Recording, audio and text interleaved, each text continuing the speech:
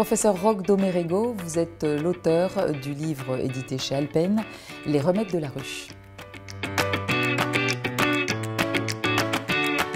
Alors, on dit traditionnellement que le miel est un bon moyen de lutter contre les maux de gorge. Expliquez-nous pourquoi.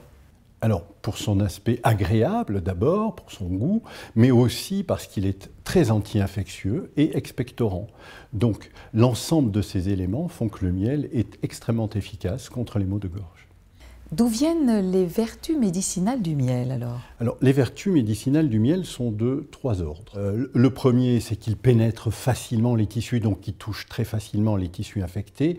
La deuxième chose, c'est que les sucres qu'il contient, en se dégradant, vont créer de l'eau oxygénée et que donc cette eau oxygénée est déjà en soi très anti-infectieuse. Et puis, il contient en son sein des molécules aromatiques, des huiles essentielles qui sont extrêmement efficaces contre les infections. Est-ce que tous les miels vont être efficaces de la même façon?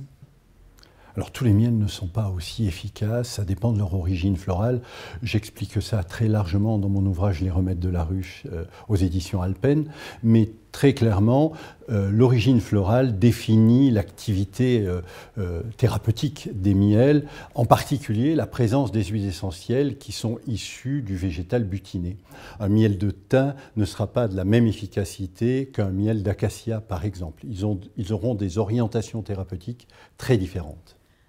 Existe-t-il des contre-indications à l'utilisation thérapeutique du miel? Alors, tous les produits ont des contre-indications. Même l'eau, en grande quantité, crée des perturbations dans le corps. Donc, très clairement, le miel ne se déroge pas à la règle.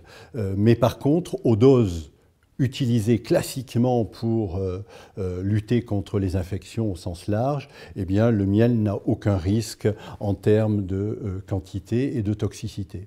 Même au niveau des diabétiques de type 2 léger, nous avons vu dans nos études qu'il n'y avait pas de problème.